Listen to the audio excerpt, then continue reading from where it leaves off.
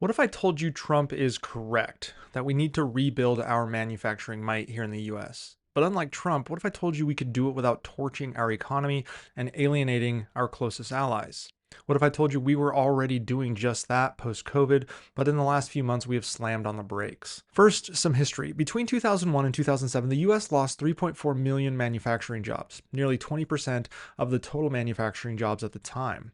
The Great Recession after 2008 erased another 2.2 million. Over the next 15 years, only one-fifth of those jobs returned, and most went to China. This was the quote-unquote China shock many talked about years ago. It was a seismic shift driven by China's 2001 entry into the World Trade Organization, a foolish policy executed by Republican George W. Bush.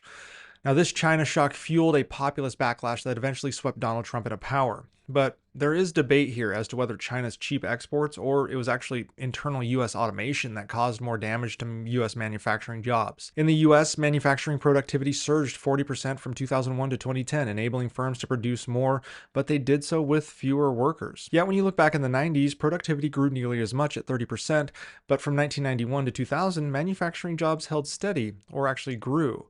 The key difference between those two decades was China. US imports from China ballooned from $100 billion in 2000 to $337 billion by 2007, widening trade deficits and gutting domestic production. Chinese imports competition cost 2 to 2.5 million US jobs from 1999 to 2011, hitting the Rust Belt states like Ohio and Michigan hardest.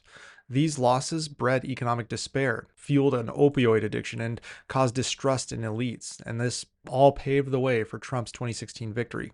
That being said, Trump's angst is partially misplaced and is fueling ignorant anger at those that are not our enemies. Blaming the North America Free Trade Agreement, or NAFTA, is misguided. That's something Trump has been doing for many years now. It was implemented in 1994 and integrated the US, Canada, and Mexico by reducing trade barriers. From 1994 to 2000, US manufacturing jobs grew from 16.9 million to 17.2 million, and real wages outpaced inflation.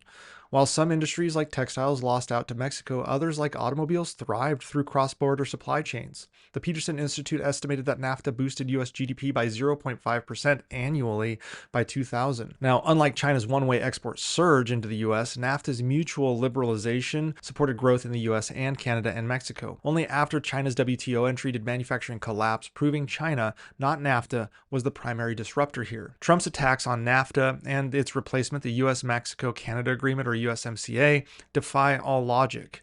The USMCA, which was signed by Trump in 2018, raised auto content requirements to 75% North American and encouraged higher Mexican wages. Trump called it the fairest trade deal ever. Yet now he has this unfounded hostility towards Canada and Mexico, and that risks alienating our allies who are vital for countering China.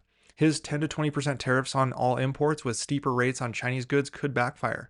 A 2018 National Bureau of Economic Research study found Trump's earlier tariffs cut US GDP by 0.2% and cost 146,000 American jobs by raising input costs. Brookings Institute models in 2024 warned that new tariffs could slash GDP by 1 to 2% and hike inflation by 2 to 3%, risking a recession. Retaliatory tariffs from trading partners would hit US exporters in agriculture and technology, while higher costs could erode confidence in US debt, which now sits at about $33 trillion or 120% of GDP. US manufacturing does face real challenges. Trump is correct there. Output and productivity have stagnated for a decade. The COVID-19 pandemic exposed reliance on China for semiconductors, pharmaceuticals, and personal protective equipment. China's shipbuilding capacity is 230 times larger, threatening US naval dominance. Not necessarily globally, but certainly in the Indo-Pacific. But here's the thing, broad tariffs are a blunt and inefficient tool. China's state-driven model, subsidizing exports, suppressing domestic consumption, and restricting market access,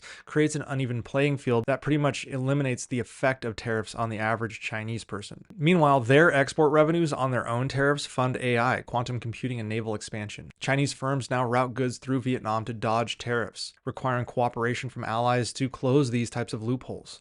But these are the same allies Trump is being belligerent to. So blanket tariffs on all trade partners alienate the very nations we need to counter China. A better approach would be to use smarter, targeted policies, and we were doing this. The CHIPS Act of 2022, the Inflation Reduction Act also of 2022, poured billions of dollars into semiconductors and clean energy. Similar investments could revive shipbuilding and pharmaceuticals. Workforce training and research and development could boost productivity. Working with our allies to enforce fair trade and tackle Chinese subsidies would be better for everyone in North America. Couple that with this notion of friendshoring to nations like Canada and India reduces our dependence on China without disrupting North American supply chains. So antagonizing allies weakens US leverage against Xi Jinping's mercantilism. We need carrots for our allies, not sticks for everyone. Trump's chainsaw approach to trade threatens economic stability and geopolitical strength. Business leaders, Congress, hell, average Americans have about 90 days to now convince Trump that his tariffs risk recession and a debt crisis in the US. The US can rebuild manufacturing and secure supply chains, but only with precision and strong, smart aid from the federal government to our manufacturing businesses.